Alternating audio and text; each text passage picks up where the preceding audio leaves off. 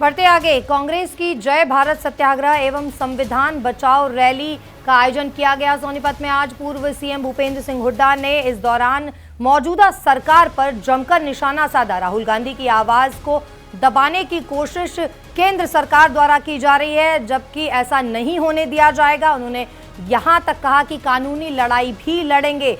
राहुल गांधी की संसद सदस्यता खत्म कर दी गई है, इसे लेकर के भी बड़ा बयान दिया भूपेंद्र सिंह हुड्डा ने। और वहीं प्रदेश सरकार को भी निशाना साधते नजर आए पूर्व सीएम। उन्होंने कहा कि हमारी न्यायिक जीत होगी। बेरोजगारी, भ्रष्टाचार और अपराध में इस वक्त हरियाणा नंबर 1 प्रदेश बन चुका है। तो तमाम मुद्दों को लेकर के आज घेरते नजर आए पूर्व सीएम भूपेंद्र सिंह हुड्डा। भारतीय कांग्रेस कमेटी के महामंत्री व हरियाणा के इंचार्ज हमारे भाई शक्ति सिंह गोयल जी और हरियाणा प्रदेश कांग्रेस कमेटी के अध्यक्ष चौधरी उदयभान जी, यहाँ से राज्यसभा के सांसद अजीत दीपेंद्र हुड्डा जी और हमारे साथ डिप्टी लीडर आफ्ताब अहमद जी, पूर्व कांग्रेस हरियाणा के प्रधान चौधरी धर्मपाल मलिक जी और हमारे वरिष्ठ साथी डॉक्टर रघुवीर सिंह कादियान जी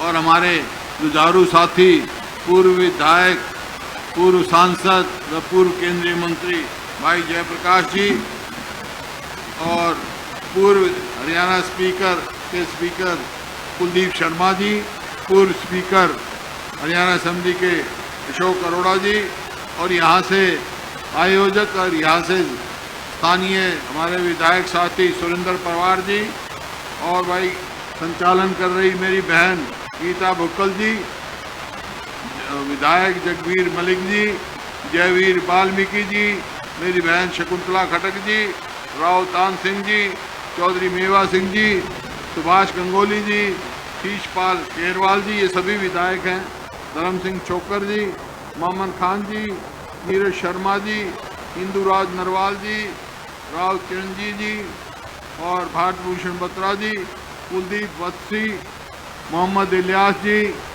और राजेंद्र जून जी, पूर्व विधायक व हमारे जुझारू साथी आनंद सिंह दांगी जी, बलबीर वाल्मीकि जी विधायक और यहाँ हमारे पार्टी के इंचार्ज पूर्व विधायक चौधरी संत कुमार जी, जय तीरथ दैया जी और ये हमारे मेयर जो है निखिल मदान जी व उपस्थित स्टेज पर सभी पूर्व मंत्री, विधायक, पूर्व सांसद, पूर्व विधायक व सम्मानित मंच और उपस्थित सभी मेरे बुजुर्गों, नौजवान साथियों व मातृशक्ति प्यारे बच्चों, आज हम सबसे पहले तो आज ये जो हम जय भारत जो सत्याग्रह है और आज बाबा साहब अंबेडकर की जो जयंती है उस उपलक्ष्य में हम जब इकट्ठे हुए हैं, जो जनसमूह मेरे सामने आया है, सामने बैठे हैं, मैं उन सबको हार्दिक बधाई देता हूं। इतनी गर्मी फसल के समय में और इस समय यहाँ इतनी हाजिरी होना कोई ये दर्शाता है कि लोग फैसला कर चुके हैं, अब इंतजार चुनाव का है। आज हम सब यहाँ बाबा साहब अंबेडकर की जयंती है बैठे। बाबा साहब जैसे उदयभान जी बता रहे थे, उनके पास 32 तो डिग्री थी और 9 भाषाओं के ज्ञाता थे। वो जो संविधान लिखा गया उसकी ड्राफ्टिंग कमेटी के अध्यक्ष थे और संविधान कब लिखा, कैसे लिखा, क्यों लिखा, ये हमारे को सोचना है। इस संविधान को बनाने के लिए लोगों ने आज़ादी की लड़ाई लड़ी, हमारे बुजुर्गों ने, और बहुत सारे जो हमारे आज़ादी की लड़ाई जिन्होंने लड़ी, कुर्बानियाँ दी, उनके नाम और गांव पता है। लेकिन लाखों आदमी ऐसे भी हैं जिन्होंने अपनी जान कुर्बान कर दी देश के लिए, इन्होंने गांव और नाम नहीं पता हमारे को। उन लोगों की कुर्बानी याद करो, उनका क्या नतीजा निकला। देश आज़ाद हुआ और देश के प्रमुख जो स्वतंत्रता सेनानी थे, डॉक्टर राजेंद्र प्रसाद जो अध्यक्ष थे कॉन्स्टिट्यूएंट असेंबली के, डॉक्टर बाबा साहब आम्बेडकर जो चेयरमैन थे, पंडित जवाहरलाल नेहरू, मौलाना आजाद, सरदार पटेल, कितने ही नाम ऐसे गिनो आप पूरे देश में। और भाई मेरे स्वर्गीय पिताजी, आपके बुजुर्ग चौधरी रणबीर सिंह, ये संविधान सभा में सभी बैठे और बड़े लंबे चौड़े बात करके पूरी दुनिया के संविधानों को देखकर ये संविधान तैयार किया। और क्यों किया ये संविधान? कैसा संविधान है हमारा? हमारा संविधान ऐसा है जो इस देश को बनाए रखेगा। अंग्रेजों की तो चाल थी, एक देश के दो टुकड़े कर दिए थे, लेकिन हमारे बुजुर्गों ने, संविधान निर्माताओं ने ये संविधान दिया, डॉक्टर अंबेडकर ने, कि ऐसा संविधान हम देश को देके जा रहे हैं। अगर ये संविधान कायम रहेगा तो हमारा देश भी कायम रहेगा। तो आज सवाल इस बात का हमारे सामने, आज ये सवाल खड़ा हुआ है, जो हालात हुई है देश में, ये हमारे सामने सवाल खड़ा हो गया है कि कुछ ताकतें इस संविधान को कमजोर करना चाहती। आज मैं एक बात कह के जा रहा हूं, मैं किसी का व्यक्तिगत विरोध कभी नहीं करता, लेकिन मैं अपने तजुर्बे से और अपने मन की बात आपको कह के जा रहा हूं। अगर हमारा संविधान नहीं रहा, संविधान कमजोर हो गया, तो देश भी नहीं रहेगा, ये परिस्थिति होगी। हम तो कितने राजे रजवाड़े इकट्ठे करके देश बनाया और संविधान बनाया।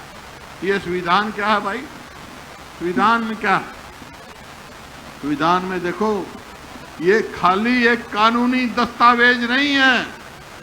डॉक्टर अंबेडकर ने भी कहा ये कानूनी दस्तावेज नहीं है, ये खाली कानूनी नहीं, ये सामाजिक दस्तावेज भी है, ये आर्थिक दस्तावेज भी है, ये समाज की समानता भी लाता है, ये आर्थिक समानता भी लाता है। ये ऐसा है। इस संविधान के अंतर्गत ही तो हम अधिकार है, एक गरीब से गरीब आदमी को भी एक वोट और देश के बड़े से बड़े आदमी को भी एक वोट। और वोट का अधिकार क्या है? अपने तुम्हारा कौन सरकार होगी, कौन सी सरकार होगी, उसका चुनने का अधिकार है। ये संविधान तो है। संविधान ही तो आपको आर्थिक समानता देगा। संविधान ही तो आज जो है, जो देश जात पात में बर्बाद हो रहा था, जो देश धर्म की लड़ाई लड़के दो देश हो गए, जबकि आज़ादी की लड़ाई में 36 बिरादरी सारे धर्मों ने लड़ाई लड़ी। आप देख लो, जब देश आज़ाद हुआ, तो आज अगर वही देश अपना मजबूत रखना है, संविधान को भी मजबूत रखना है। आप देखते हैं, आप देख रहे हैं, आज उठाइए, आज हमारे जो शक्ति सिंह जी, उन्हें तफसील में बता दिया कि कैसे राहुल गांधी जी की मेमोरी खत्म की गई, कितनी देर में की गई। कानून है, एक जज ने फैसला दे दिया, वो तो हम कानूनी लड़ाई लड़ेंगे, कानूनी लड़ाई लड़ेंगे। और मैं दावे के साथ कह सकता हूं, मैं भी वकील रहा हूं, ये फैसला न्यायपूर्वक नहीं है। इस वास्ते हमारी जीत निश्चित होगी कानूनी तौर पर भी। लेकिन जिस प्रकार से जल्दी की गई, क्यों की गई? आवाज दबाने। संविधान ने जो हमारे को एक आज़ादी दे रखी है बोलने की, करने की, उसको दबाने की। मैं आपके माध्यम से बताना चाहता हूं कि हम जागरूक हैं। हम लोग ऐसे संविधान को कमजोर नहीं होने देंगे, और किसी की आवाज, राहुल गांधी की आवाज कोई दबाना चाहेगा तो दबाने नहीं देंगे। पूरा देश उनके साथ खड़ा होगा।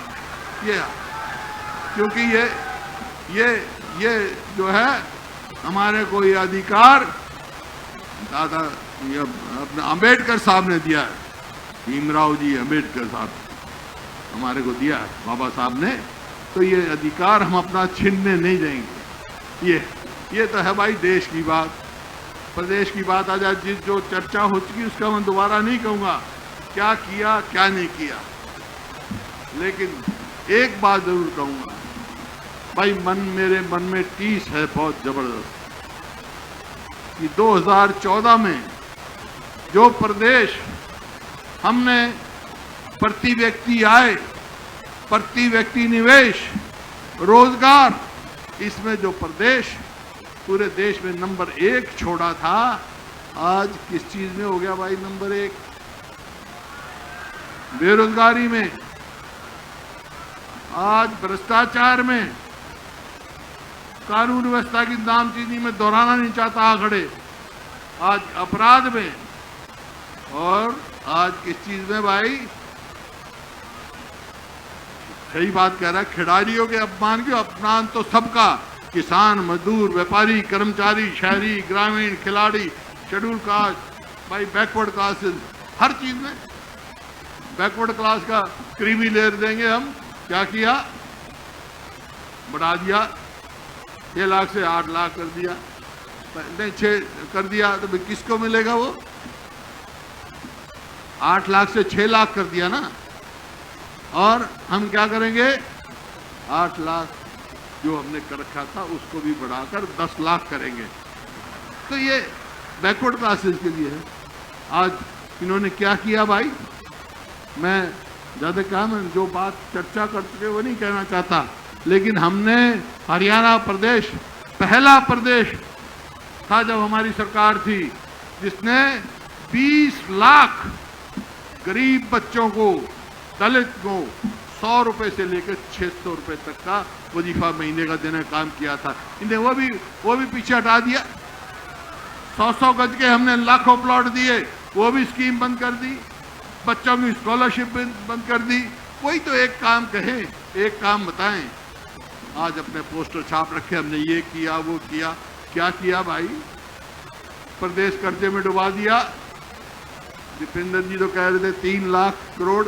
भाई इनको मैं बताना चाहता हूं, कर्जा और देनदारी मिलाकर आज हरियाणा का 4 लाख करोड़ से ज्यादा हो गया है। किया क्या भाई?